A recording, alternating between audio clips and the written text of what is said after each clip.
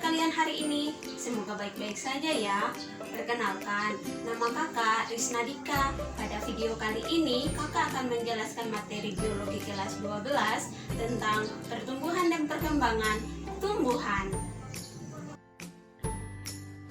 Kompetensi dasar atau KD 1.1 merencanakan percobaan pengaruh faktor luar terhadap pertumbuhan tumbuhan. Tujuan pembelajaran. Setelah mempelajari materi ini, siswa diharapkan mampu 1. Menyebutkan pengertian pertumbuhan dan perkembangan. 2. Menjelaskan faktor-faktor yang mempengaruhi proses pertumbuhan dan perkembangan tumbuhan. 3. Menjelaskan macam-macam hormon pada tumbuhan. Ada yang tahu apa pengertian dari pertumbuhan dan perkembangan? Ya, pertumbuhan adalah peristiwa bertambahnya ukuran, di antaranya volume, massa, tinggi pada makhluk hidup. Pertumbuhan ini bersifat irreversibel atau tidak dapat balik. Contohnya, jika tumbuhan telah tumbuh tinggi, tidak mungkin kembali menjadi biji. Sedangkan perkembangan merupakan proses menuju keadaan yang lebih dewasa. Dalam perkembangan, terbentuk struktur dan organ yang semakin kompleks dan sempurna, serta bersifat kualitatif sehingga tidak dapat diukur dan hanya dapat dideskripsikan, seperti pematangan fungsi organ pada tumbuhan, di mana tanaman berbunga dan menghasilkan buah seperti gambar di samping. Contoh seperti gambar tanaman jagung berikut ini. Ia mengalami yang namanya pertumbuhan dan perkembangan. Pertumbuhannya dimulai dari biji, perkecambahan, dan tanaman vegetasi. Dan perkembangannya yaitu munculnya bunga dan menghasilkan buah. Berdasarkan letak kotiledon pada saat berkecambah, ada dua tipe perkecambahan seperti berikut. Yang pertama, perkecambahan epigeal. Perkecambahan yang kotiledonnya di atas tanah, contohnya kacang tanah dan kacang hijau.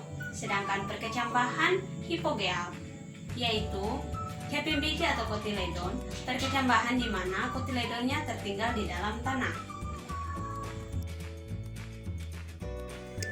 Tahapan pertumbuhan tanaman jagung.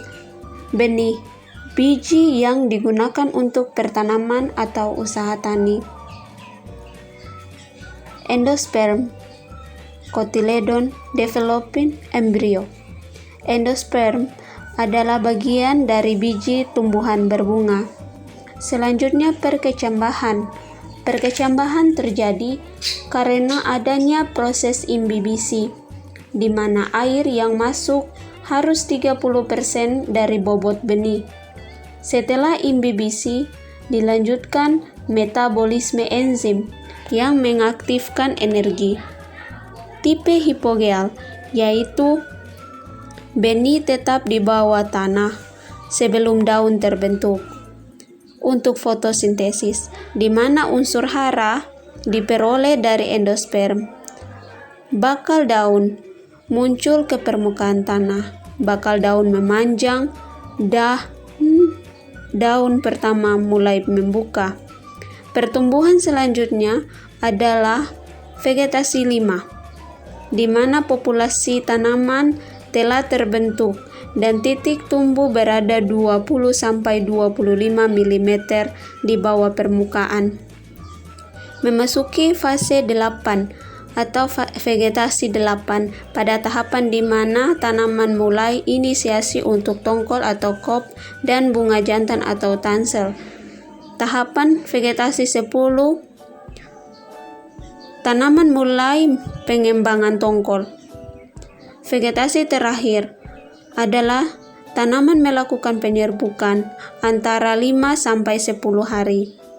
Tahapan pengisian biji atau R1 sampai R4, di mana semua hara atau nutrien diangkut ke biji. Tahapan pemasakan biji atau R5 sampai R6, yaitu memasuki tahapan matang.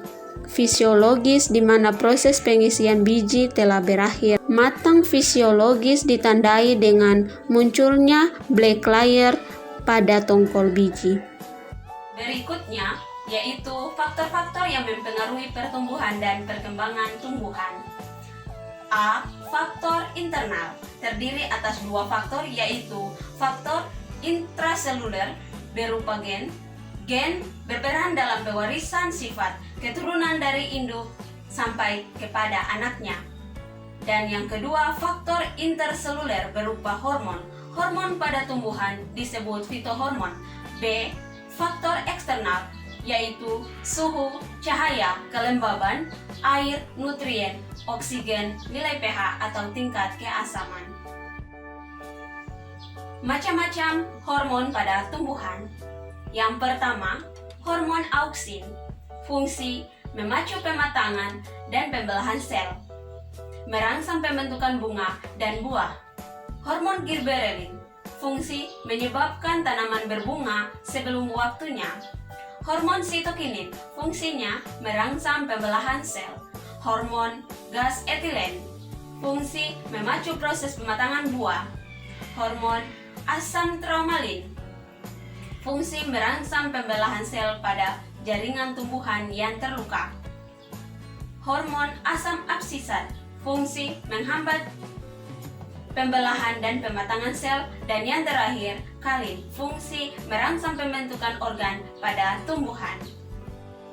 Demikian yang dapat kakak jelaskan, semoga bermanfaat bagi kita semua. Sekian dan terima kasih, sampai jumpa.